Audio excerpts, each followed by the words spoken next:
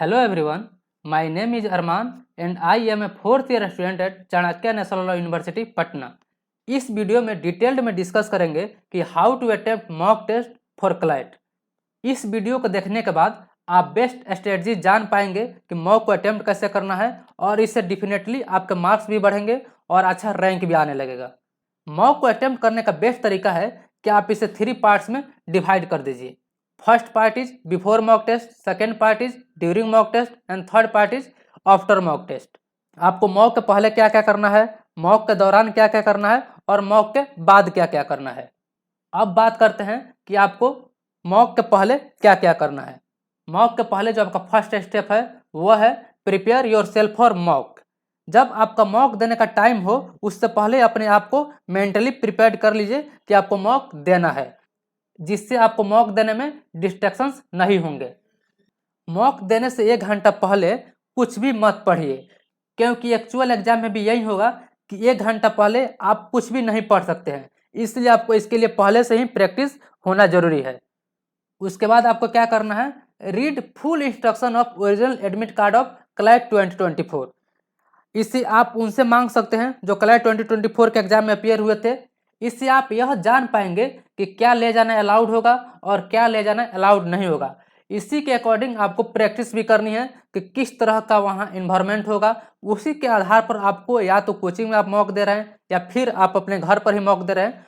For example, आप कोई भी डिजिटल गैजेट यूज मत कीजिए। लाइक अलार्म को मॉक टेस्ट के दौरान यूज नहीं करना है, स्मार्ट वॉच को यूज नहीं करना है। इसके बदले आप वॉल क्लॉक का यूज कीजिए या फिर एनालॉग वॉच का यूज कर सकते हैं। बेसिकली आपको क्लैट के एक्चुअल एग्जाम की तरह माहौल बनाकर मॉक देना है। या तो आप कोचिंग में मॉक दीजिए या अपने घर पर ही मॉक दीजिए, उसी तरह के माहौल में आपको मॉक देना है। उसके बाद आपको क्या करना है, attempt mock at the time of CLAT. Mock को एक्चुअल क्लैट के टाइम पर ही अटेम्प्ट कीजिए। अगर आपने कोचिंग ज्वाइन किया होगा तो कोचिंग वाले भी इसी टाइम पर मॉक कंडक्ट कराते होंगे, लेकिन अगर आपने कोचिंग ज्वाइन नहीं किया है तो भी आपको इसी टाइम पर मॉक देना है, जो कि बेसिकली 2 से 4 के बीच में होता है। आपको इस हैबिट को डेवलप करना है कि आप 2 से 4 के बीच में सोने से बच जाए। आपको इस टाइम में और उससे पहले ट्राई करना है कि आप नहीं सोइए, ताकि आप मेंटली प्रिपेयर्ड रहें एक्चुअल एग्जाम के लिए भी। अब डिस्कस करते हैं कि आपको ड्यूरिंग मॉक टेस्ट क्या करना है। Skim through the paper once.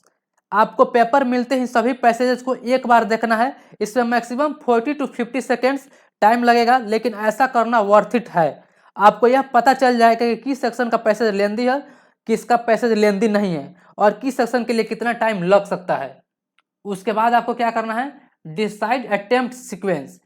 जब आप पेपर को देख लेंगे तो उसके बाद सीक्वेंस को डिसाइड करना इजी हो जाएगा कि किस सेक्शन को पहले अटेम्प्ट करना है और किस सेक्शन को बाद में अटेम्प्ट करना है। मे भी आपने पहले से सीक्वेंस डिसाइड किया हो तो उसे भी ट्राई कर सकते हैं या फिर इंस्टेंटली डिसाइड कर सकते हैं। उसके बाद आपका स्टेप है know heavy reading sections together.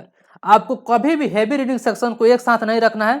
For example, legal reasoning, logical reasoning और इंग्लिश लैंग्वेज को एक साथ नहीं रखना है। इसके लिए बेस्ट तरीका है कि एक हैवी रीडिंग सेक्शन रखिए और एक इजी रीडिंग सेक्शन रखिए। लाइक लीगल रीजनिंग और करंट अफेयर्स एक साथ, लॉजिकल रीजनिंग और क्वांटिटेटिव टेक्निक्स एक साथ, या फिर इंग्लिश लैंग्वेज और क्वांटिटेटिव टेक्निक एक साथ और उसके बाद लॉजिकल रीजनिंग।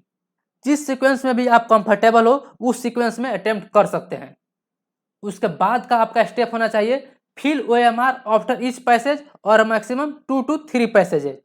आपको OMR को हर एक पैसेज के बाद फिल करना है या फिर मैक्सिमम 2 या 3 पैसेज के बाद फिल करना चाहिए, जिससे कोई मिस्टेक की वजह से सारा सीक्वेंस रॉन्ग ना हो। साथ ही साथ आप लास्ट मोमेंट पर पैनिक होने से बच सकते हैं।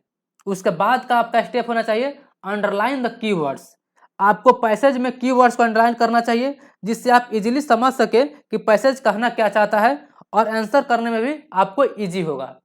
अब डिस्कस करते हैं कि मॉक टेस्ट के बाद आपको क्या करना है।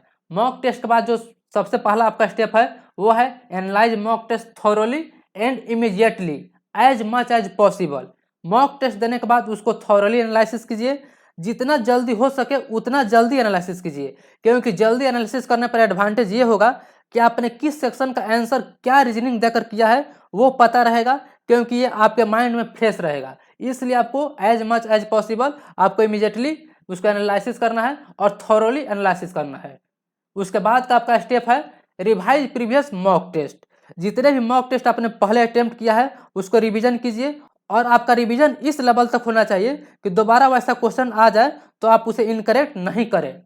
कुछ इंपॉर्टेंट क्वेश्चंस को डिस्कस करते हैं जो मॉक के लिए बहुत ज़्यादा इंपॉर्टेंट होते हैं। फर्स्ट जो क्वेश्चन है वो है ideal number of attempts.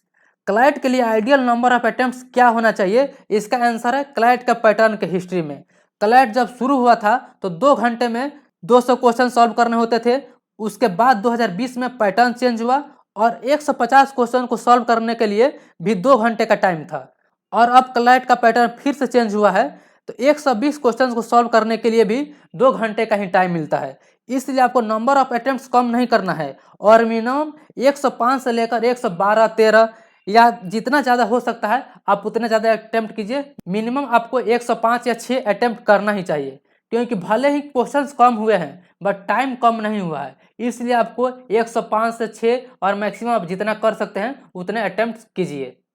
Second जो क्वेश्चन है वो है frequency of attempting मॉक्स। Frequency of attempting mock क्या होना चाहिए? ये डिपेंड करता है कि कितना टाइम बच गया है क्लैट के एक्चुअल एग्जाम में। अगर आपके पास 6 मंथ या उससे ज़्यादा का टाइम है तो आपको 1 मॉक पर वीक देना चाहिए। 6 मंथ से लेकर 2 मंथ्स का टाइम के बीच में 2 मॉक्स पर वीक देना चाहिए, और 2 मंथ से लेकर क्लैट के एग्जाम तक 3 मॉक्स पर वीक देना चाहिए।